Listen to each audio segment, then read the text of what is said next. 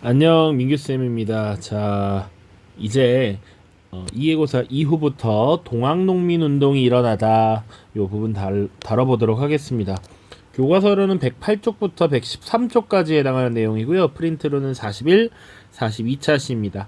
그래서 전개 과정 쭉 살펴볼 텐데 교과서에 은근히 내용이 많습니다. 그래서 내용 정리 쭉 하고 교과서 살펴보고 이렇게 끝내도록 하겠습니다. 자, 우리가 지난 시간까지 뭘 다뤘냐면 사실은 동천 1885년까지의 조선의 역사를 다루었다라고 보시면 되겠습니다. 물론 84년 갑신정변이라고 하는 사건을 다루었었고, 이 갑신정변 이후에 이 한반도를 둘러싼 열강들의 대립이 있어서 이때 뭐 중립화론이 등장했다라든지 혹은 고종이 나름의 자주 독립 정책을 추진했다 이런 것들 언급이 됐었어. 자, 그리고 바로 지금 이제 동학농민운동으로 넘어가게 되는데요. 이 동학농민운동은 실제로 언제부터 언제까지 이루어졌느냐 라고 하면 이 메인 핵심이 되는 해는 1894년입니다. 자, 그런데 우리가 이 중간 시기가 빈단 말이죠. 85년부터 94년 요 시기에 당시 민생이 어떻게 변했고 동학이 어떻게 확산되었는지 그 정도만 다뤄요. 구체적으로 어떤 것들이 막 정치적인 사건이 많이 일어났다 이런 건 아니고 실질적으로 개화 정책이 끊임없이 추진은 됩니다. 그러나 이 개화 세력에 의한 정치적 변란이 일어나다 보니 눈에 띄는 큰 변화를 만들진 않고요. 실생활에 유용한 기술들의 도입, 발전 이런 것들은 쭉 있어요. 뭐 예를 들면 전등 같은 걸 설치한다든지 아니면 전화라는 것이 우리에 처음 들어온다든지 이런 모습들이 있는데 그런 것들은 뒤에서 근대 문물의 수용이라는 파트로 한 번에 다룰 것이고 정치적인 큰 변화가 나타나진 않는다. 그리고 이 개화 정책을 추진하는 과정에서 농민들의 삶이 팍팍해졌고 그 과정에서 동학이 확산되었다. 그 정도만 쭉 다뤄보도록 할 겁니다. 자, 그래서 연표를 보시면 지금 1892년부터 나와 있는데 실질적으로는 1885년부터 쭉 이라고 보시면 돼요. 그래서 동학이 확산되어 가는 과정 처음 볼 텐데 요것은 1880년대부터 쭉 그냥 지속적으로 이어져 온 이야기다 라고 보시면 되고 연표에다 1892년을 딱 써놓은 이유는 이 밑에 있는 교조 신원운동이라고 하는 것이 1892년에 이루어지기 때문에 이것을 기록을 해 놓았습니다. 자, 그래서 동학의 확산부터 보도록 하죠. 자, 우선 농민들과 상인들의 경제적 타격이 심화되었다라는 부분 다룰 겁니다. 이 부분은 뒤에 경제 부분에서 다시 한번 반복이 될 예정인데 청나라와 일본 상인이 경제 침투가 늘어났다라는 거야. 왜? 어떤 것들을 근거로 청나라는 분명 이모군란 끝나고 1882년 조청, 상민, 수륙, 무역장정이라는 거 체결하면서 내지에서 통상이 가능해졌고 이때 청상인이 내륙까지 와서 장사를 했다라는 것이죠. 일본 상인은요. 1876년 강화도 조약 체결했고요. 부속 조약 2개 체결했어. 그리고 사실은 좀 더 지나면 이 조약들을 계속 개정하면서 일본 상인들의 권한이 늘어납니다. 그리고 1883년이 되면 조일통상장정이라고 하는 것을 체결해요. 자, 통상이니까 이것도 무역에 관한 얘기겠지. 이때 무슨 내용이 들어가냐면 기본적으로 드디어 이 관세 조항을 넣게 되고요. 그리고 곡식의 유출에 따라서 피해가 심했기 때문에 방공령이라는 거 하는 것을 선포할 수 있게 합니다. 물론 우리가 뺏기는 것도 있어요. 이때 무엇을 뺏기냐면 최혜국 대우라고 하는 것을 우리가 일본에게도 제공을 하게 됩니다. 자, 아무튼 지금 청나라 상인들, 일본 상인들이 우리 조선 내륙에까지 와서 열심히 경제활동을 하기 때문에 당시 조선인들이 많이 타격을 입게 되었다라는 겁니다. 특히나 이 시기에는 영국산 면직물이 많이 유입이 되었는데 면직물이라고 하는 건 이 산업혁명의 상징입니다. 면 방직을 하는 방직기, 방적기 이런 것들이 개발되면서 면을 기계로서 생산하게 빠르게 균일한 퀄리티로 생산할 수 있게 되는 것이죠. 물론 이때 청나라와 일본은 근대화를 추진하는 과정에서 이제 막 근대화를 추진한 나라들이었기 때문에 외국에 발달된 이런 제품들을 가져와서 조선에 다시 되파는 중개무역을 통해서 이익을 많이 얻었습니다. 그리고 그때 일본은 특히 이 조선에서 곡물을 대량으로 사가게 되는 것이죠. 자, 이때 일본으로 곡물을 수출하면 조선 하층민들은 피해를 많이 받습니다. 쌀값이 크게 올랐고 굉장히 먹고 살기 힘들었으나 사실은 지주들은 이익을 받습니다. 조선에서 판매되는 쌀값보다는 비싸게 주로 사갔기 때문에 하층민들의 삶이 굉장히 어려웠다라는 것이에요. 자, 그 다음입니다. 개화 정책에 따른 재정 지출이 심화됐다. 자, 개화 정책을 추진하려면 당연히 돈이 많이 필요할 텐데 이걸 어떻게 메꿨느냐? 당연히 정부에선 재정 지출이 심화되니까 이 하층민들에게 열심히 세금을 걷게 되는 것이죠. 그래서 어떤 표현까지 있냐면 심지어 과거에 삼정의 문란이 다시 나타났다라고 보기도 해요. 그 정도로 세금이 정말 과도해졌다라는 겁니다. 자, 이런 과정에서 동학이 확산되게 됩니다. 동학 우리 이전에 배웠는데 최재우 몰락 양반 최재우가 경주에서 창시한 종교였고 왜 그럼 이것이 확산되게 되었느냐? 동학의 이념 중에 후천개벽이라고 하는 것이 있었어. 지금 이 세상이 무너지고 새로운 세상이 열릴 거야 라는 믿음이 있었다는 것이죠. 지금 이 살기 힘든 세상 이거 없어지고 앞으로 새로운 세상이 열린다. 그러니까 믿어야 돼. 그리고 모두 평등하니까 그런 것들 우리 다뤘습니다. 자, 동학이라고 하는 종교는 포접제라고 하는 일종의 뭐랄까요 포교 조직이 있었습니다. 그래서 종교가 확산되는 데 유리한 이런 조직망을 갖추었고요. 포교 활동도 굉장히 활발하게 벌였습니다. 자, 그래서 동학의 세력이 어느 정도 커지게 되자 이 교조 신원운동이라고 하는 것이 나타난다. 자, 교조는 종교의 조상님이다 라고 생각하면 돼. 이 종교의 조상님, 시조라는 거야. 그러면 이것을 만든 최재우를 얘기하는 것이겠죠. 그래서 최재우의 명예를 회복시켜달라. 우리 교주 최재우가 지금 혹세무민한다는 명목으로 억울하게 죽음에 처했는데 명예회복시켜달라. 그리고 동학을 자유롭게 포교할 수 있게 해달라 라고 주장했던 것이 교조 신원운동이고 이것이 1892년 주로 전개가 되었습니다. 자, 그래서 충청도 공주 지역에서 집회를 열고요. 그리고 옆에 삼례 지역까지 전라도 지역입니다. 전라도 삼례까지 가서 이런 집회를 열게 된다. 그래서 교조 신원운동을 벌였고 심지어는 서울 지역에 올라가서 단체로 창소를 올리기도 했다.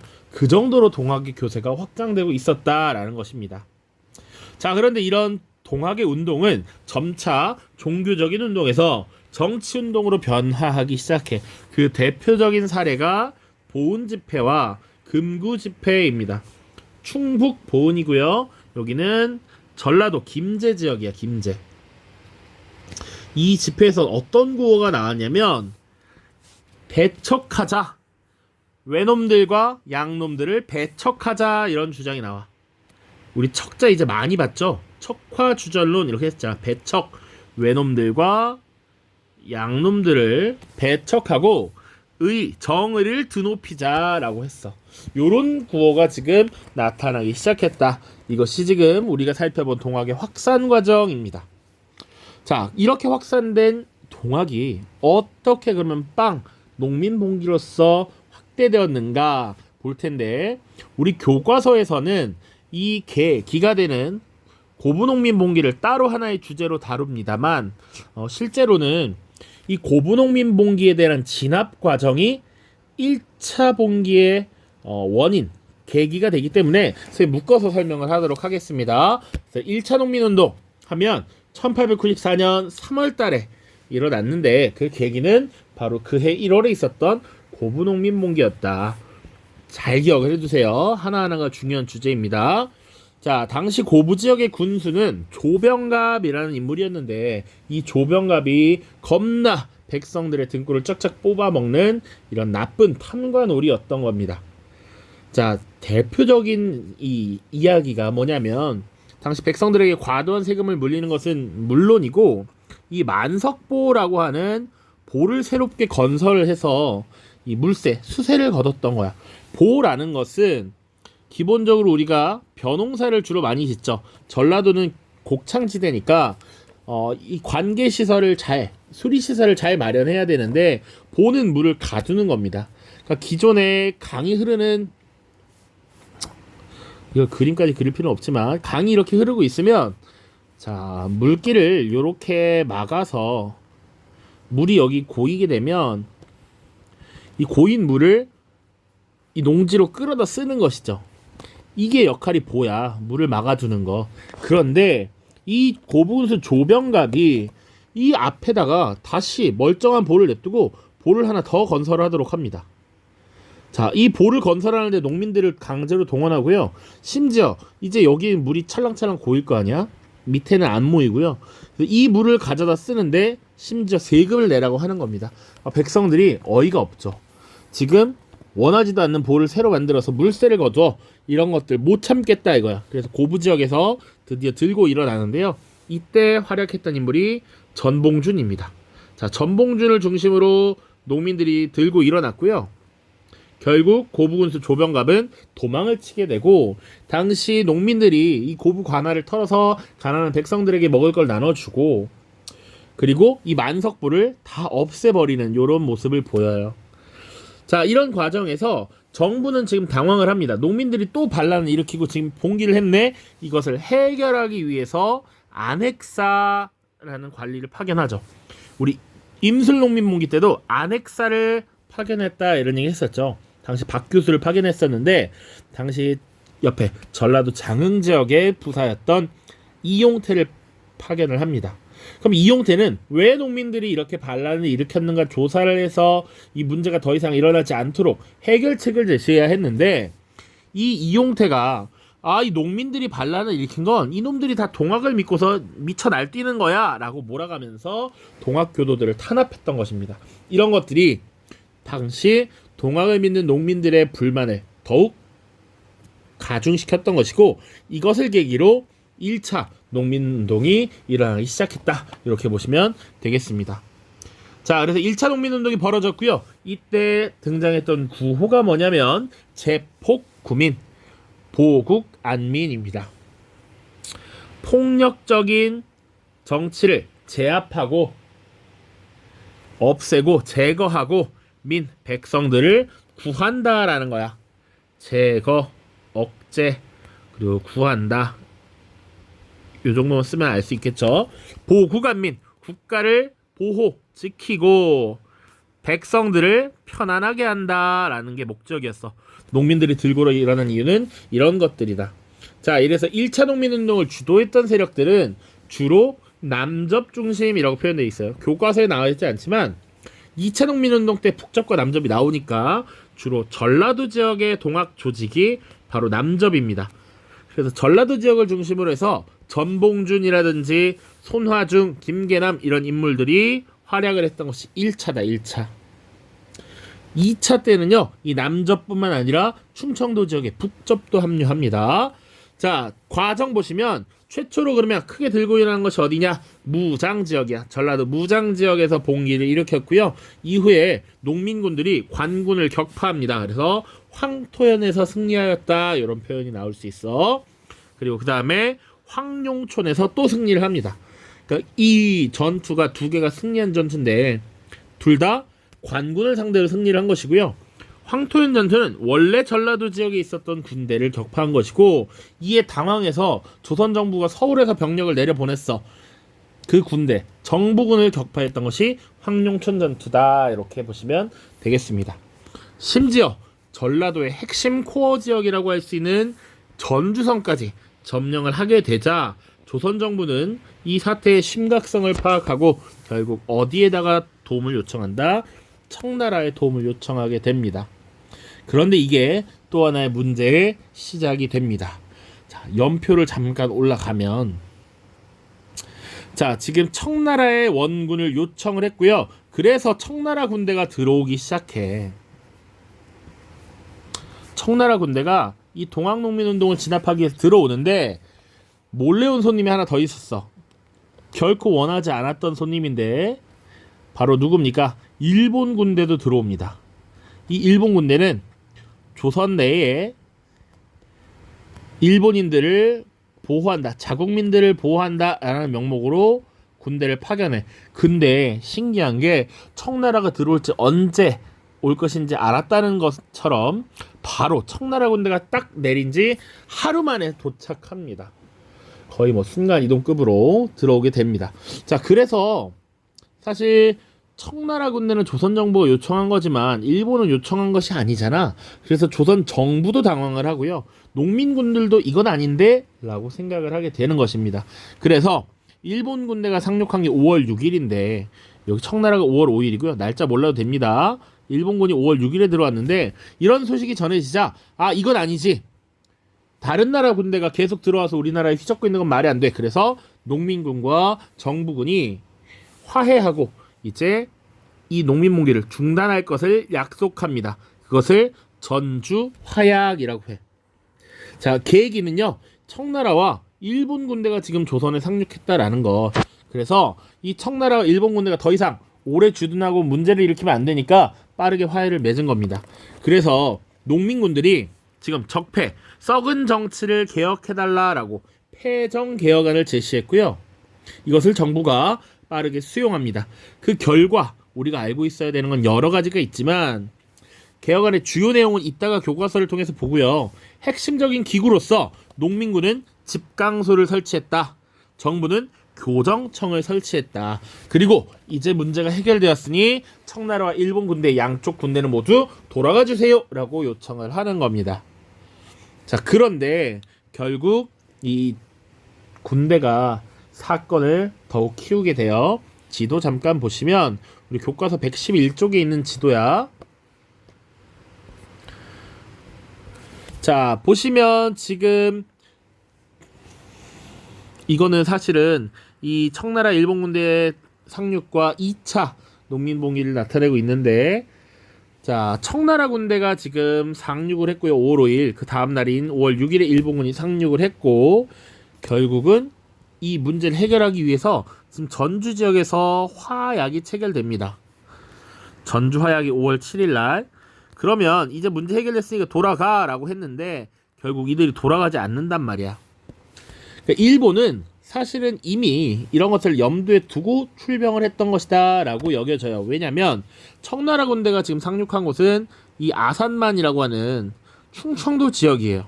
언제든지 이렇게 내려올 수 있는 곳이야. 그런데 일본군은 사실은 이 인천으로 해서 한성으로 들어가게 돼. 사실 동학농민군은 안중에도 없던 것이 아닌가라는 생각이 들어요. 보통 1차 농민봉기는 이 전라도 지역에 중심이 되었기 때문에 일본군의 의도가 엿보이는 것이다. 자, 실제로 어떻게 됐느냐? 철군을 요청했는데 이 일본군이 돌아갈 생각을 하지 않습니다. 그래서 어떻게 하느냐? 이거 지금 조선이 제대로 내정개혁을 하지 못해서 그런 것인데 청나라에 공동으로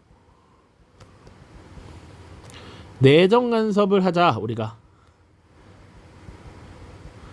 제안합니다. 조선에 대한 내정간섭이겠죠? 요것을 일단 우선적으로 제안을 하고요.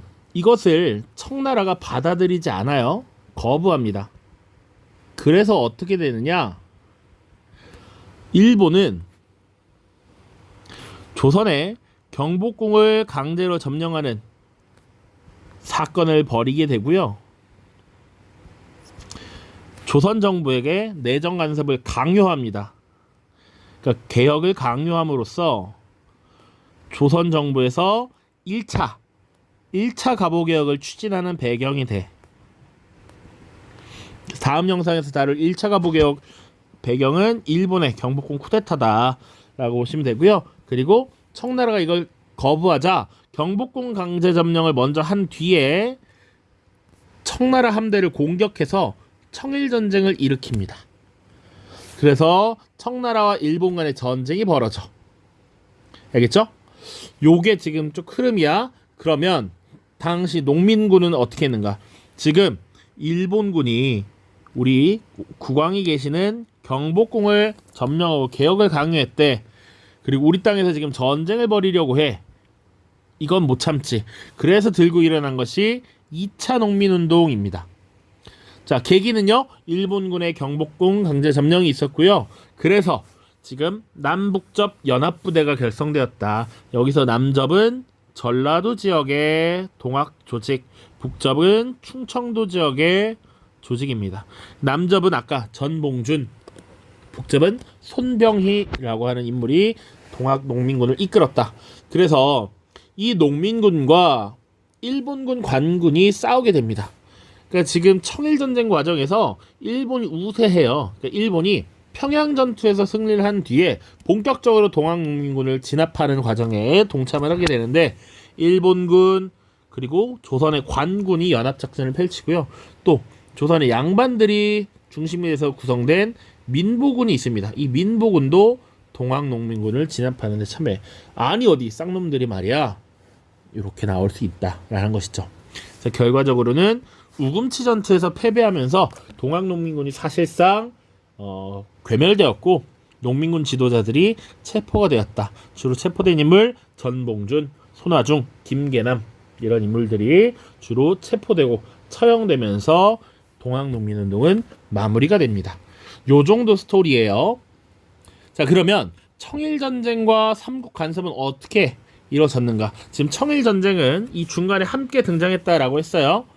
자, 계기 보시면 아까 일본이 조선 정부의 철병 요구를 거부하고 청나라에게 공동으로 조선의 내정 개혁을 제의를 했습니다. 그러나 청나라가 이것을 받아들이지 않자 일본군이 경복궁을 점령했고요. 그 이후에 청나라 군대를 공격함으로써 전쟁이 시작되었다. 자, 주요 전투가 있는데 주요 전투를 다 보진 않습니다. 그러면 그건 청나라와 일본의 역사죠.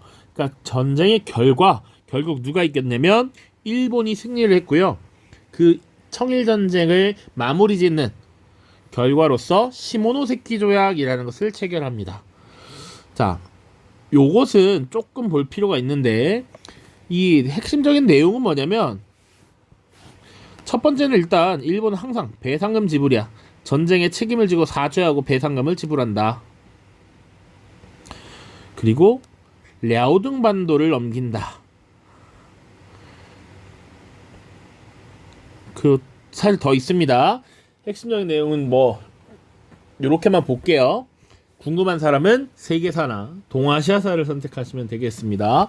자, 랴오둥 반도를 일본에 넘기도록 했는데, 이 랴오둥 반도의 위치가 어디냐면, 자,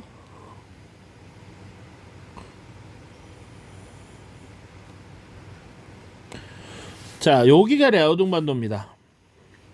일본이 지금 대륙으로 진출할 이 교두보를 마련하려고 했던 것입니다. 그런데 이 일본의 대륙 진출에 반발을 했던 이 나라들이 있어요.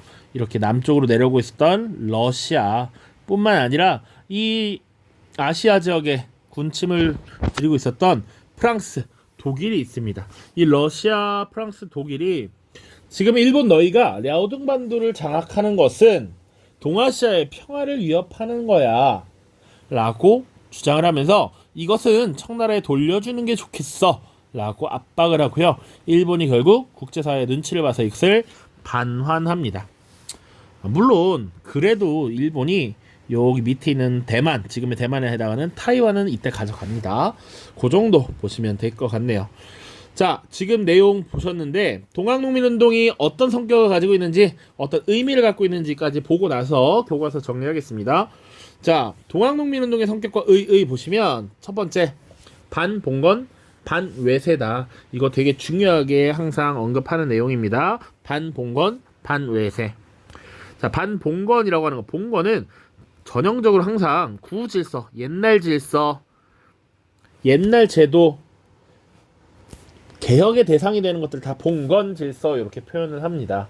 그래서 과거 양반 중심의 신분 질서를 붕괴시키려고 했던 반봉건의 성격을 갖는다라는 거야. 왜느냐? 우리 아직 안 봤지만 패정개혁안이라고 하는 것에 보면 양반 중심의 신분 질서를 깨자라는 내용이 여러 개가 들어있어. 과부의 재가를 허용한다, 재혼을 허용한다라든지, 혹은 뭐랄까 탐관오리를 징계할 것 이런 것들이나 노비 문서를 소각할 것 뭐 이런 내용들이 있어요. 그래서 그런 것들 양반 중심의 신분 질서를 지금 아예 없애버리자라고 했던 겁니다. 자, 그리고 반외세는 2차 농민운동에서 딱 볼 수 있죠. 2차 지금 반침략이라고 하는 거, 일본이 우리나라를 침략하고 있는데 이것에 대한 반대로서 들고 일어나는 것이 2차잖아. 그래서 요건 특히 반봉건은 1차 농민운동 때, 반외세는 2차 농민운동 때 성격이라고 볼 수 있고, 그래서 동학농민운동 전체를 볼 때 반봉건, 반외세의 성격을 가지고 있다 이렇게 언급을 합니다. 자, 그럼 그 의의는 뭐냐? 양반 중심의 신분 질서에 대한 개혁을 요구했다라는 것이죠.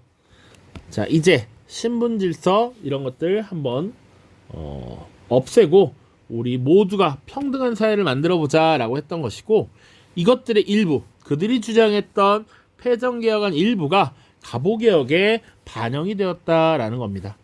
자, 가보개혁은 우리 다음 시간에 다룰 텐데, 같은 해인 1894년 시행된 근대 개혁이죠. 1차, 2차, 심지어 이제 95년에 을미개혁 3차까지 쭉쭉쭉 구분해서 살펴볼 텐데, 주요 내용들이 1차에 반영이 되죠. 신분제를 폐지한다든지, 과부의 재가를 허용한다든지, 이런 과거 악습 이런 것들을 없애려는 시도가 가보개혁 때 실제 반영이 됐다라는 겁니다. 자, 그리고 동학농민군의 잔여 세력이 이후에 항일 의병에 가담하기도 하고요. 또 혹은 뒤에 활빈당이나 영학당 이런 활동에도 참여한다라고 보시면 되겠습니다. 자, 그럼에도 불구하고 이 동학농민운동은 한계도 가지고 있는데, 근대 국가를 건설할 수 있는 정치 개혁안을 제시하지 못했다는 거야. 민중을 중심으로 되어 있어서 민중들의 삶을 어떻게 개선할 것이고 고칠 것인가는 언급을 하고 있지만, 구체적으로 그러면 국가를 어떻게 운영할 것인가 이런 것들은 미흡하다라는 것이죠. 됐죠? 자, 그러면 이제 교과서 가서 패정개혁안의 내용, 그리고 우리가 살펴보지 않은 자료들 조금 더 보고 마무리 짓도록 하겠습니다. 자, 교과서로는 109쪽입니다. 109쪽. 자, 위에 이제 주제에 던지는 질문이라고 되어 있는데, 동학농민운동은 당시에 농민군의 무기가 되게 체계적이지 못했다라는 것이죠. 그냥 죽창이나 농기구가 대부분이었고 기껏해야 화성총 정도인데, 지금 보면 관군과 일본군이 소총과 기관총 등 근대식 무기로 무장하면서 사실은 농민군을 강력하게 진압을 했다. 이런 차이가 있음에도 불구하고 열심히 맞서 싸웠던 것이 우리 동학농민군이었다라고 하는 것입니다. 자, 동학의 확산과 교조신원운동 쭉 읽어보시면 될 것 같습니다. 자, 조금만 보자면 1982년부터 지금 교조신원운동이라고 하는 것이 전개되었고, 93년부터는 외세 배척운동도 같이 나타나서 외국인을 배척하는 벽보가 붙었다. 요 구호가 있었는데, 척외양창의라고 하는 구호가 등장을 하기 시작했습니다. 그래서 정치적인 성격으로 변화하고 있더라. 자, 여기 일본과 서양 모두를 배척하자, 요게 척외양창이겠죠?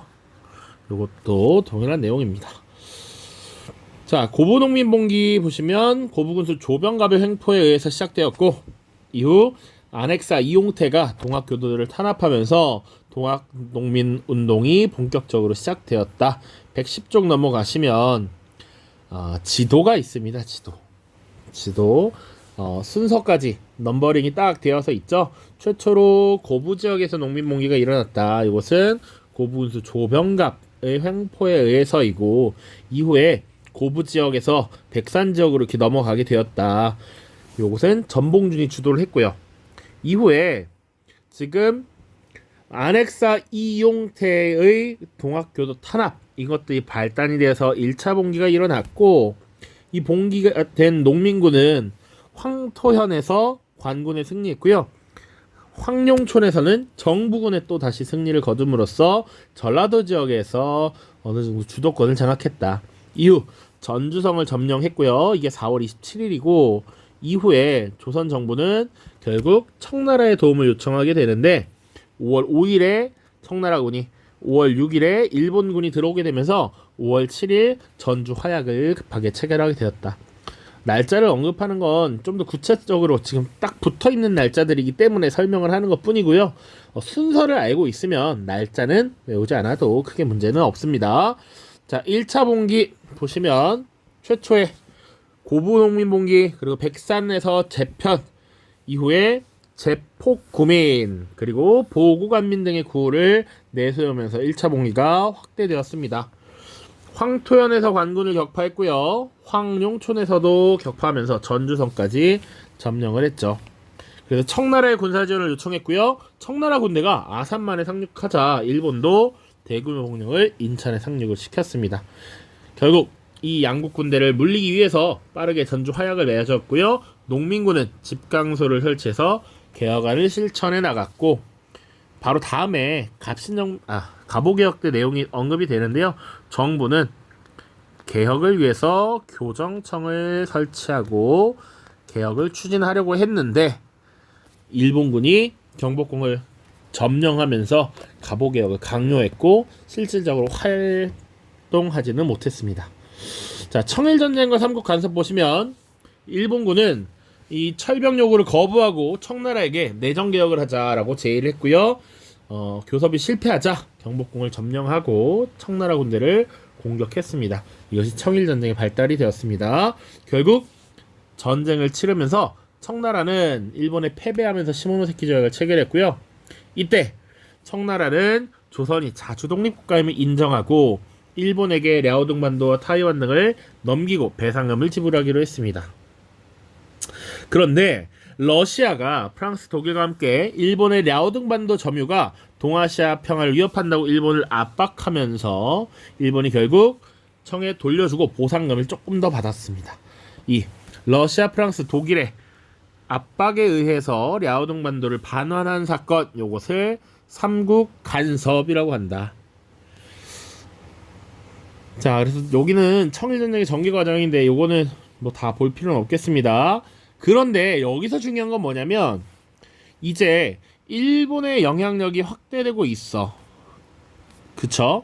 청나라의 영향력은 감소하고 일본의 영향력이 확대되는데 조선의 입장에서는 이 영향력이 커져간 일본을 위해서는 일본을 견제할 수 있는 게 누구다?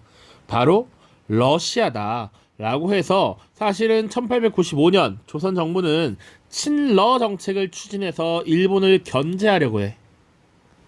그리고 이걸 주도했던 게 민씨 세력입니다. 그래서 이 1895년에 일본군이 지금 명성황후 민씨를 제거하는 의미 사변을 저지르게 이렇게 됩니다. 자, 2차 봉기로 넘어갑니다. 111쪽이고요. 결국 지금 일본군이 조선에 강제로 개혁을 요구하고 경복궁을 점령했기 때문에 이 농민군이 일본군 타도라는 반침략의 기치를 내세우면서 봉기를 했고요. 북접과 남접의 연합군대였다라는 것, 그리고 이 농민군은 결국 공주 우금치에서 패배하였다라는 것. 자, 이후 결국 농민군은 사실상 해체가 되고 지도자들이 체포, 처형되면서 마무리가 되었다. 이 정도 보시면 됩니다. 아까 필기노트 자료에 있었던 지도죠. 그래서 청나라 군대가 먼저 들어왔는데 귀신같이 그 다음날 일본군이 들어왔고 그래서 지금 전주에서 화약을 맺었습니다. 자, 그런데 전주 화약을 맺으면 돌아갈 줄 알았더니 일본군이 돌아가지 않고 청나라에게 자, 조선을 같이 내정개혁을 해볼래? 라고 제의를 했는데 거절 당하고 나서 일본군이 경복궁을 강제로 점령을 했고요. 그리고 청나라 군대를 공격하면서 청일전쟁을 일으켰죠. 자, 그래서 이 상황에 대해서 농민군이 다시 한번 집결을 해서 모였고 결국 우금치 전투에서 패배하였다까지 보시면 되겠습니다. 자, 한번 읽어보시면 됩니다. 자, 뒤쪽에 보시면 요 111쪽에 태평천 공동 생략하고요. 생각을 키우자에서 자료 한번 보도록 하겠습니다. 자, 농민군 패정개혁안을 추진하다라고 해서 학생들이 만든 역사신문의 형태입니다. 자, 근데 우리가 알아둬야 되는 것이 이 패정개혁안이라는 내용, 썩어버린 정치를 개혁하는 아닌데, 이 당시에 제시된 패정개혁안이 여러 가지 종류가 있습니다. 지금 우리가 가지고 온 자료는 교과서에는 정교라는 인물이 쓴 대한개년사의 자료이고요. 또 많이 출처로서 활용되는 부분이 오지영이라고 하는 인물이 쓴 문학작품 동학사에 정리된 내용이야. 그러니까 지금 완벽하게 이게 정확하다, 정설이다라고 하는 것은 사실 많지 않고 여러 개의 출처를 통해서 이런 내용을 담았겠구나 정도를 추론하는 겁니다. 대표적인 내용들 한번 살펴보죠. 전운사를 혁파하고 이전과 같이 각 읍에서 조세를 상납하게 할 것. 자, 이 전운사라고 하는 관리가 조세를 거두는 관리였는데 폐단이 심했나봐. 그러니까 이거 없애버려라 라고 했던 것이고요. 탐관오리 징계하라. 이건 뭐 일반적인 얘기고, 각종 항목의 결색은 평균 분배하되 마구 걷지 말 것. 9번 보면 각국 상인은 항구에서만 매매하게 하되 한성의 점포를 열거나 각지에서 임의로 행상하지 못하게 할 것. 왜? 이 시기는 이미 1894년이니까 청나라 상인, 일본 상인, 그 외 유럽 상인들이 내지로 들어와서 통상을 하고 있었던 시기야. 이것이 당시 조선인들을 위협했기 때문에 이런 것들을 하지 말라라고 주장을 했던 겁니다. 보부상의 폐단이 많으니 혁파할 것, 그리고 뇌물을 받지 말고 쓸만한 사람을 골라 임명할 것, 대원군이 국정에 관여하면 백성들의 마음이 돌아올 수 있을 것. 이 대원군에 대한 백성들의 지지가 어느 정도 있었다라는 것이죠. 이것을 알아서 나중에 1차 가보개혁 때 1차 가보개혁을 추진할 때 일본의 강요에 의해서 가보개혁이 진행이 되는데, 이때 일본이 흥선대원군이라고 하는 인물이 인기가 많은 것을 이용합니다. 그래서 흥선대원군을 명목상 지도자로 옹립을 해놓고 가보개혁을 추진하도록 한다. 이런 내용 보시면 돼요. 그리고 뭐 오지영의 동학사에 나와 있는 내용은 어떤 것들이 있냐면, 과부의 재가를 허용할 것, 과부 재혼할 수 있도록 해라, 아니면 뭐 노비 문서 불태워버려라, 뭐 이런 내용들이 있어요. 양반 중심의 신분 질서 이거 없애자라고 하는 내용들을 담고 있다. 자, 전봉준의 신문 기록 입수 보시면 전봉준의 신문 내용, 이것도 이 사료를 토대로 한 것인데, 자, 고부에서 봉기를 일으킨 건 무엇이냐? 고부군수 조병갑의 수탈이 심했기 때문에. 왜 다시 봉기하였느냐? 이용태가 안핵사로 와서는 동학도를 다 체포했기 때문이다. 전주화약 이후 다시 군사를 일으킨 이유, 2차 봉기는 왜 일으켰느냐? 일본이 도성의 군대를 파견해 놀라게 했다. 그래서 여기는 특히 반외세적 성격을 보여주고 있는 것이죠. 자, 독자투고 이거는 읽어보시면 될 것 같고요. 지역답사라고 해서 동학농민운동 그 현장과 기록이라고 되어 있습니다. 지금 보면 시기별로 나와 있고요. 사건 관련된 거 나와 있죠. 첫 번째, 고부농민봉기, 전봉준의 집이 있었다, 이런 거. 4월 황토현 전투, 이것은 농민군이 관군의 승리를 거둔 것이죠. 황토현 전투. 그리고 그 이후 황룡촌 전투, 둘 다 승리한 겁니다. 5월달 전주화약의 체결. 그래서 농민들은 자체 개혁기구인 무엇을 설치했다? 집강소를 설치했다. 정부는 개혁기구로서 교정청을 설치했다. 이런 것들 기억하시고요. 10월 보시면 다시 2차 봉기가 일어납니다. 농민군이 논산에서 집결을 했다라는 것이고요. 11월 우금치에서 일본군과 그 관군의 연합군에 의해서 결국 패하였다라는 내용이 담겨 있죠. 자, 이렇게 지금 동학농민운동 쭉 다뤘고요. 다음 영상에서 갑오기억 다루겠습니다. 벌써 40분이 지났네요. 긴 시간 동안 고생 많았습니다. 안녕.